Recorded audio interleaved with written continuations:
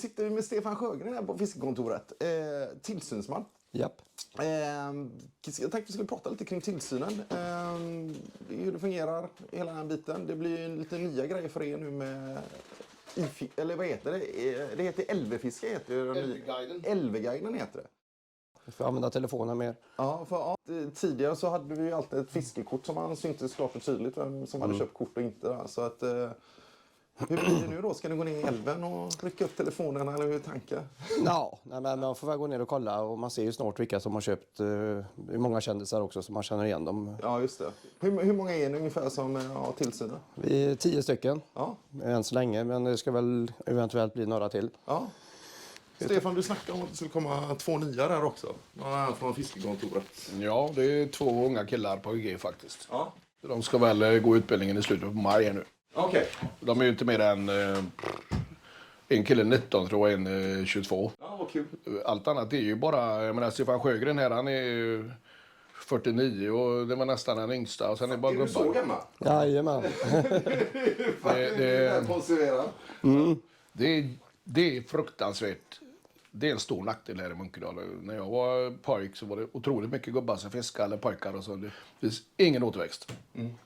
Det är helt 1 eller 2 killar. Det finns ingen som har köpt ett ungdomsårskort exempelvis. Ingen som har sökt. Det har dött, så det är supertråkigt. Fan vad kul att ni har fått tag på 2 unga killar nu då. Precis. Ja. Och som startar då någon gång i maj, slutet av maj kan man tänka Ja, slutet av maj skulle utbildningen börja för dem tydligen. Ja, okej. Ja, så det är bra. Lite nya ansikten med älven där. Ja. Ja. Efter att ha pratat med Stefan Sjögren och rugbykeepern Stefan Rönnberg ner på fiskekontoret så tänkte jag just på det de sa med återväxten och föryngringen i ett sådant litet samhälle som är Munkedal. Jag förstår deras problematik och samtidigt blev jag väldigt nyfiken på de här unga killarna som kommer. Vad det var som fick dem att vilja komma och jobba med älven och köra sitt sommarjobb där. Så jag bestämmer mig helt enkelt för att leta reda på dem och se om man kan få till en intervju.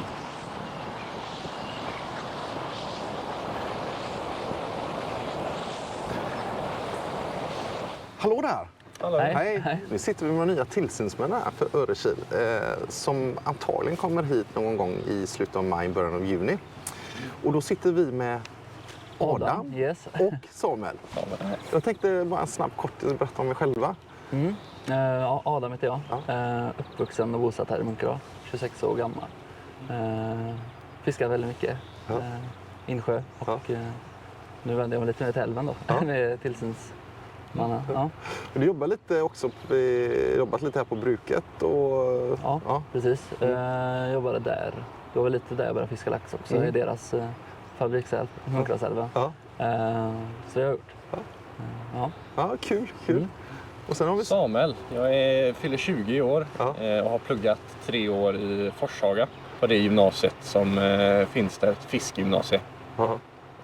Och nu för tillfället så pluggar jag ett tekniskt basår. Har gjort det detta läsåret. Men jag är uppvuxen här i Munkedal också. Förlåt att jag avbryter där, men tekniskt basår, så det finns en tanke bakom att du läser tekniskt basår? Precis. Fiskegymnasiet var bra, men jag fick inte med mig så mycket akademiska meriter där. Så det tekniska basåret är till för att jag ska kunna söka det jag vill. Och tanken är väl biologiprogrammet sen i framtiden.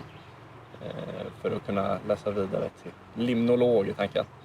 Men det är alltså som marinbiolog fast för sjöar.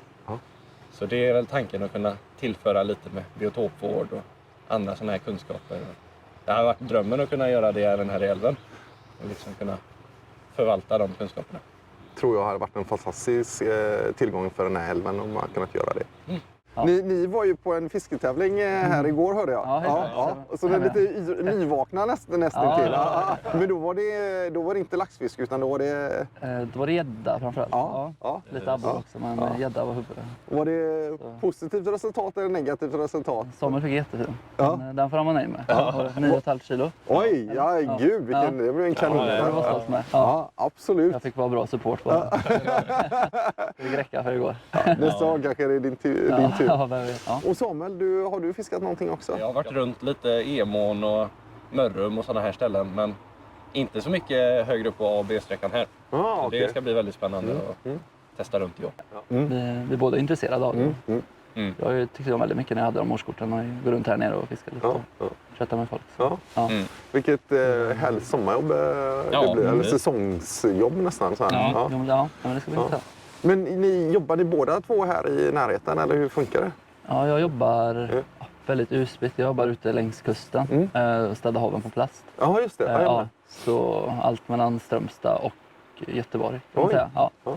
Så, men i närheten i alla fall. Så du kommer se det mycket under sommaren och sen när studierna sätter igång, då försvinner du lite grann där. Men jag jobbar på bruket också samtidigt så det blir en liten kombination av det. Men man får en del lediga dagar så perfekt. Det blir nog riktigt bra. Så går väl och fiska och samtidigt tillsyn och så. Men exakt. Gud. Jag tror ju att ni kommer att bli en fantastisk tillgång till det här fiskevårdsområdet i alla fall. Speciellt med de bakgrunderna ni har. Något ni funderar på att bli nu när ni ska bli tillsynsmän och så här, egna tankar? Det är väl mer, alltså det är väl bara rent allmänt. Jag har inte så mycket kunskap här än utan det är väl mer att man bara tar till sig vad alla andra säger. Och vad alla har för åsikter och kunskaper. Alltså jag har ju som sagt inte en blekaste A och B-sträckan. Ett litet hum med hur man fiskar C-sträckan. Men inte alls den här kunskapen som typ Stefan och de här kända figurerna har. Ja, mycket nytt. Men det enda jag vet är ungefär hur det ser ut här i älven och ungefärligt hur man kan fiska lax. Men det skulle bli mycket nytt i alla fall. Men träffa lite olika människor och få veta vilka alla är. Jag tror det kommer bli en fantastisk... Väldigt roligt, Jag tror att det kommer bli en fantastisk fördel för er att vara tillsynsmän här och speciellt också jobba tillsammans med Stefan och alla andra fiskare här. Så ni kommer få nog en jätteboost i kunskapen kring älven. Ganska snabba upp någonting. Det tror jag definitivt. Intressanta bakgrunden. Då har ni lite fiskintresse redan med er. Ja, de har intressant med oss. Kul och så lite unga människor också. Kanske få koll på, kanske hjälper till med den digitala biten också med hemsidor och så. Stötta lite, kasta på Stefan och bra tillskott med lite. Hur kom det sig att ni blev, hur fick ni reda på tillsynsmän att det var ledigt och hur kom det sig att ni hamnade? Ja, det var den nya ordföranden. Båda svärfar var det nog. Svärfar, just det. Det är ju en lite intressant grej. Ja, det är exakt. Så tolkar jag saken rätt så dejtar ni Henriks döttrar egentligen? Så kan man säga. Precis, så var det där fick ni som helt enkelt. Var det med piskan eller var det med eget intresse? Det ligger ändå lite det var eget intresse också framförallt. Men tipset däremot det var... Nej, men det är ju skitkul. Man kan hjälpa till liksom och erbjuda tjänster och så. Speciellt när det faller oss båda för smaken så som det här. Men typ sommarjobbet gör. Ja, men det gör det. Så hur länge började ni dejta samtidigt? Det var nästintill. Det var 2 år för mig ungefär. Lite mer. Och till sommar blir det 3 år för mig. Inget allt för stort spann, men lite mer. Vem är snällare? Är döttrarna snällare eller är Henrik snällare? Det är en bra fråga. Olika gånger tror jag. Exakt. Alla är alltid väldigt snälla. Kul. Och du var ju 20, så hur gammal vad heter Henriks dotter som du dejtade? Felicia. Och hon är? 1 år yngre. Hon fyller 19 nu. Ja. Och? Maja heter min tjej. Hon är 4 år yngre. Fyller 22 nu. Till hösten. Yes. Du, tusen tack för den här stunden. Det var väldigt, väldigt trevligt att få träffa er. Och se fram emot att se er längs älven sedan någon gång i slutet av maj, början av juni. Ja, detsamma. Eller vi sätta på varandra. Tack så mycket. Tack väl. Något annat du tycker vi ska tänka på när de kommer ut och fiskar, Stefan? Läs igenom regler innan ni börjar fiska. Oftast är det som är fel, att de går på fel sträckor och sånt. Det är oftast det som blir tjuvfiske då. Sen kolla reglerna framförallt. Och visa hänsyn till de andra som fiskar. Stå inte för länge på fiskeplatserna, rör er. För det är rörligt fiske i älven. Så man visar hänsyn i älven. Det är lite nya regler och så också i älven. Vad tycker du om förändringen? Jag tycker det är jättebra. Har vi stängt pool 27 där för spinnfiske och det är ju jättebra. Det blir mycket ryckfiske och sånt som har varit inom tidigare där. Så det blir jättebra. Och det blir ju ändringar för flugfisket också med 5 kubik.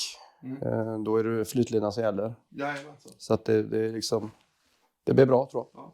Ja, grymt. Ja, vi snackade om det tidigare sen med att lättfiske när det går lite vatten under 5 kubik, så det var himla bra. Och så får du 2 nya killar också, kan jag tänka mig fram emot det. Absolut. Jag vet att du fiskar själv. Vad har du på handen?